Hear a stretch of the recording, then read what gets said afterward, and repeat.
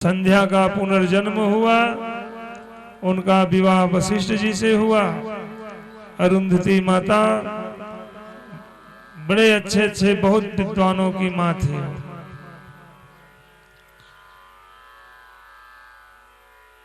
नारद जी कहते हैं कि प्रभु ब्रह्मा जी, आप पिताजी उस समय शंकर जी के विवाह के लिए क्या उद्यम किया? तो ब्रह्मा जी कहते हैं, बेटा एक बार मैं इसी बातों से व्यथित हुआ, अपने पुत्रों के पास, मरीचादि ऋषियों के पास, दक्ष सब एकत्रित थे, वहां पहुंच गया। वहां कामदेव भी थे। उनको देखकर हमने कहा, जाओ बेटा पहले मेरा मनोरथ सिद्ध करो, उनका विवाह हो जाए बस। कामदेव कहते हैं, पिताजी आप ही श्राप दिए हो कि शंकर के भस्म हो जाओगे। कहें जाओ पहले, बाद में जुगाड़ देखा जाएगा। भारतवर्ष में जुगाड़ बहुत पहले से चल रहा है, कहो। हाँ, बात जुगाड़ बिना कुछ नहीं। पहले तो जाओ हमारा मनोरथ सिद्ध करो। कामदेव जाते हैं, भगवान भोलेनाथ के मनोभाव को नहीं डिगा सकते, क्योंकि भगवान स्वयं मनमथ हैं। बसंत सब हार के आ गए तो ब्रह्मा बसंत को पैदा किए कि जाओ वे सहायक होके आपको सहायता करेंगे। फिर आ गए, फिर मरुदगण पैदा किए, वो लोग भी गए, हार के आ गए। सब हार होर के चले गए। जब कामदेव भस्म हो गया, अब कोई दांव नहीं। ब्रह्मा जी विष्णु के पास जाते हैं, कहते हैं प्रभु मेरा एक काम करिए, एन केन प्रकारेण, चाहे जिस प्रकार रुद्र का में विवाह कराइए। मेरा पुत्र है, फिर भी जो है विवाह नहीं कर रहे। गजब लीला है। भगवान परब्रह्म परमात्मा के ही वाम अंग से विष्णु भगवान, दाहिने अंग से ब्रह्मा जी, स्वयं अपने हृदय के बीच से रुद्र रूप में स्वयं वहां प्रकट हुए। और इन तीनों को सृष्टि रचना पालन और संहार का काम सौंपकर अपने नित्य अपनी इच्छा के अनुसार इस निखिल ब्रह्मांड को चला रहे हैं। वही हमारे परमपिता परमात्मा परमेश्वर शिव, राम, ब्रह्म अनेक नामों से पुकारे जाते हैं। भगवान के अनंत नाम हैं। अनंत जीव प्राणी, किन्हीं न किन्हीं नाम का सहारा उसको चाहिए और लेना पड़ेगा। राम नाम लेना पड़ेगा, कहना पड़ेगा। विष्णु भगवान ब्रह्मा की बात को सुन के कहते हैं, ब्रह्मा तुम्हारी बुद्धि क्यों सठिया गई है? कहे कुछ नहीं, आने वाले समय में भगवान का विवाह होगा। बेचारे हमें, हमारे पुत्र हैं, हमसे पैदा हुए हैं रुद्र, तो इनका विवाह तो होने चाहिए और कल्याण भी है इनसे। कहे पहले उनके लिए दुल्हन खोजो, क्योंकि और किसी से विवाह कर नहीं सकते। उनकी जो आद्याशक्ति, पराशक्ति, आनंददायिनी, कल्याण कारिणी जगदम्बा भवानी माँ दुर्गा, उनकी तपस्या करनी पड़ेगी। ब्रह्मा जी लगे देवी की तपस्या करने। और तपस्या में ब्रह्मोवाच अस्ति गोहितमं विप्र सर्वभूतोपकारकं वेद्यास्तु कोशं पूर्णं तच्छृणुष्य महामुनिः। प्रथमं शैलपुत्री च द्वितीयं ब्रह्मचारिणी तृतीयं चंद्रघंटेति कुष्मांडेति चतुर्थकं पंचमं स्कंदमातेति षष्ठं कात्यायनीति च सप्तमं कालरात्रीति महागौरीति चाष्टमं नवमं सिद्धिदात्री च नौ दुर्गा प्रकीर्तिताः उक्तान्येतान् नामानि ब्रह्मणेव महात्मना। देवी की आराधना साधना में संलग्न हो गए। बहुत काल तक ब्रह्मा जी आद्या शक्ति जगत जननी जगदम्बा की आराधना किए।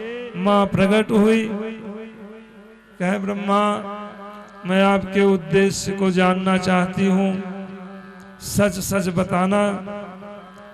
सारी घटना बता दिए, अपने मन की बात भी बता दिए और कहे मां इससे विश्व का कल्याण होगा, सृष्टि का सृजन होगा। तो वही शक्ति सती रूप में नारद जी प्रकट हुई थी, जिनसे उनका विवाह हुआ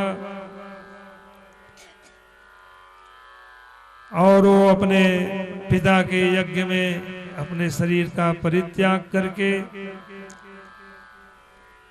अपने प्रेम की अलौकिक शक्ति दिखलाई। इतना प्रेम करती थी सती मैया, हम जिस शरीर से अपने पतिदेव का इतना अपमान सुन ली हूं, मैं इस शरीर को धारण ही नहीं करूंगी। ऐसा धिक्कार है ऐसे शरीर को, जो शरीर रहते हुए और सर्वशक्तिमयी होते हुए भी मैं कुछ नहीं कर पा रही हूं। तो उनको यही समझ में आया कि मैं शरीर को जला दो जाके हवन कुंड में। बाद में भगवान आए, सब उनका यज्ञ हुआ, तो उसी शरीर को लेकर के भोलेनाथ जहां जहां लेकर के उन्मत्त हो गए। नासिक हाथ में डमरू, एक कंधे पे सती मैया का शरीर। सृष्टि का क्रम रुक गया, ब्रह्मा विष्णु परेशान हो गए, भोलेनाथ निर्विघ्न हो गए। सती के शव को लेकर वो घूमने लगे। तब विष्णु भगवान अपने चक्रों के द्वारा शिव के शरीर पर सती के कंकाल को काट काट के गिराने प्रारंभ कर दिए सुदर्शन चक्र से। सुदर्शन चक्र से सती मैया के जितने अंग, उस कंकाल के जो अंग जहां गिरे हैं, वही शक्तिपीठ उद्भाषित हो गया।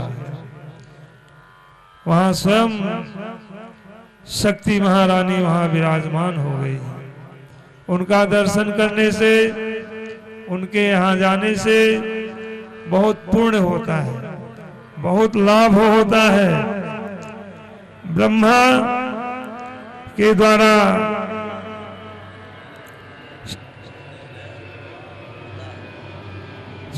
आद्या शक्ति जगत जननी जगदम्बा की प्रार्थना पर माता का प्रादुर्भाव हुआ। वही सती हिमालय कैलाश के यहाँ पार्वती के रूप में प्रकट हुए। ब्रह्मा जी से नारद जी कहते हैं, प्रभु हिमालय के यहाँ पार्वती माँ कैसे प्रकट हुई?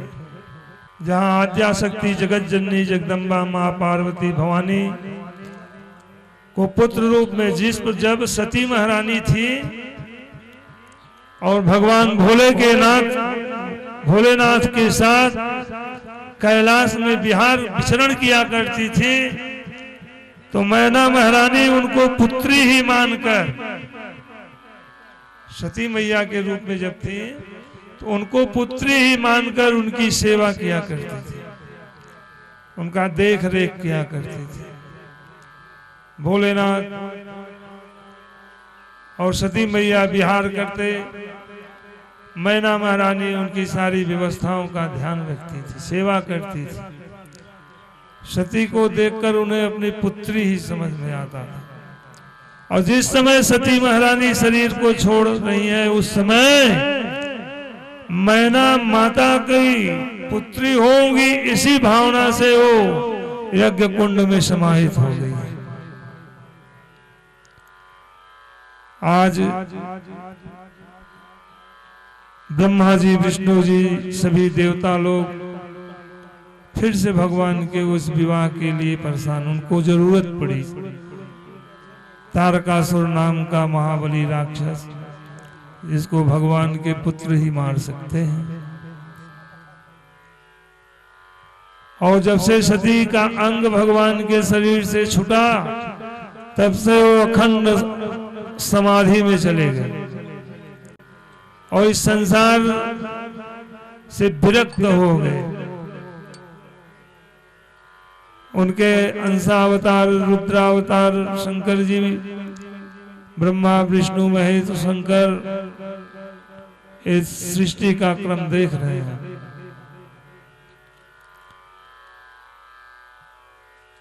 भोलेनाथ समाधि में है। सती के जाने के बाद वो एकदम बीतराग हो गए, ऐसी जगह समाधि लगा लिए। सती मैया के कहने पर ही मानसरोवर में भोलेनाथ ने अपना स्थान बनाया था। एक बार कैलाश में बरसात के समय बहुत ठंडी हवा और बर्फ और पूरा शीतलहर चला, कोई कुटिया नहीं। तो माता ने कहा, प्रभु बताइए इस हवा और बतास में क्या कैसे।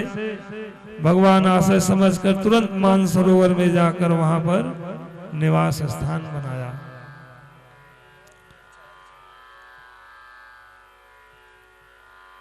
आज पार्वती मैया की तपस्या के लिए मैना महारानी और हिमालय घोर तपस्या कर रहे हैं। उनके भी मन में सती के शरीर छूटने के बाद उनको पुत्री के ही रूप में चाहना था। बहुत दिनों तक तपस्या किया मैना महारानी पार्वती मैया का। नमो देव्यै महादेव्यै शिवायै सततम नमः। नमः प्रकृत्यै भद्रायै निहता पुनर्ता स्मृता। नियम पूर्वक, धैर्य पूर्वक व्रत रहकर, कुछ दिन जल पीकर, उस फल खाकर, उसको भी छोड़ दिया, हवा पीकर।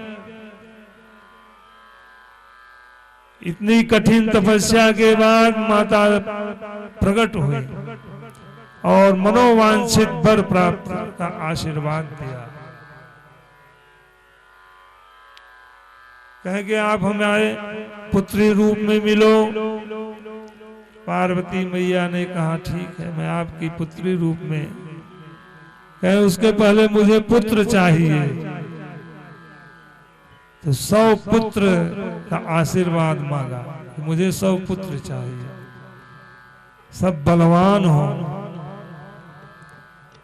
माता ने उसकी भक्ति पे प्रसन्न होकर 100 पुत्र दिए अलग से, और एक पुत्र और दिए, मैनाक। हिमालय और मैना के पुत्र हैं मैनाक पर्वत, वो बड़े बलशाली हैं। जिस समय इंद्र अपने वज्र से सभी पहाड़ों के पंख कुतर रहे थे, तोड़ रहे थे, काट रहे थे, उस समय मैनाक पर्वत तक उनका वज्र नहीं पहुंच पाया। इतने बड़े बलवान और विशाल हैं मैनाक। हिमालय के यहाँ उनकी तपस्या पे प्रसन्न होकर आद्या शक्ति जगत जननी जगदम्बा कारण करुणामयी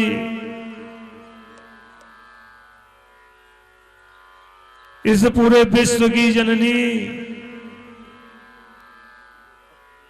जब प्रकट हुई तो मैना और हिमालय बड़ी दिव्य स्तुति करने लग गए। हमारे बादल जी एक स्तुति गाते हैं, देवी दुर्गे उमा विश्व जननी रमा मातु तारा एक जगदम्ब तेरा सहारा। पुण्यवानों के घर संपदा तू। जो पुण्यवान प्राणी हैं उनके यहाँ वही आद्या शक्ति जगत जननी जगदम्बा लक्ष्मी रूप में विद्यमान होती है। और पापियों के भवन विपदा तो। जो पापात्मा होते हैं वही शक्ति विपद रूप में आकर के नाना प्रकार के भोग को भोगाती है। देवी दुर्गे उमा सृष्टि जननी रमा मातु तारा एक जगदम्बे तेरा सहारा। देवी दुर्गे उमा सृष्टि जननी रमा मातु तारा एक जगदम्बे तेरा सहारा। हो तुम्ही वैष्णवी मोह माया तूने सारे जगत को बनाया। चरण कमलों में मां रहता मस्तक रमाए हमारा। एक जगदम्बे तेरा सहारा। देवी दुर्गे उमा सृष्टि जननी रमा मातु तारा एक जगदम्बे तेरा सहारा। एक जगदम्बे तेरा सहारा। शैल अस्कंद माता भवानी शैल अस्कंद माता भवानी। पार्वती भद्रकाली मृगानी पार्वती भद्रकाली मृगानी। सर्वबुद्धि प्रदे अष्ट सिद्धि प्रदे त्रिपुरारा। एक जगदम्बे तेरा सहारा। देवी दुर्गे उमा सृष्टि जननी रमा मातु तारा एक जगदम्बे तेरा सहारा। एक जगदम्बे तेरा सहारा। सूर्यवानों के घर संपदा तो सूर्यवानों के घर संपदा तो। पापियों के भवन आपदा तो पापियों के भवन आपदा तो। कुल की लज्जा तुम्ही साधु श्रद्धा तुम्ही दुनिया तारा। एक जगदम्बे तेरा सहारा। एक जगदम्बे तेरा सहारा। देवी दुर्गे उमा सृष्टि जननी रमा मातु तारा एक जगदम्बे तेरा सहारा। एक जगदम्बे तेरा सहारा। जिनके गले मुंड की मालिका वही गिरिराज की मालिका। जिनके गले मुंड की मालिका वही गिरिराज की है मालिका। रूप विकराल का चंद्रिका कालिका रूप धारा। एक जगदम्बे तेरा सहारा। एक जगदम्बे तेरा सहारा।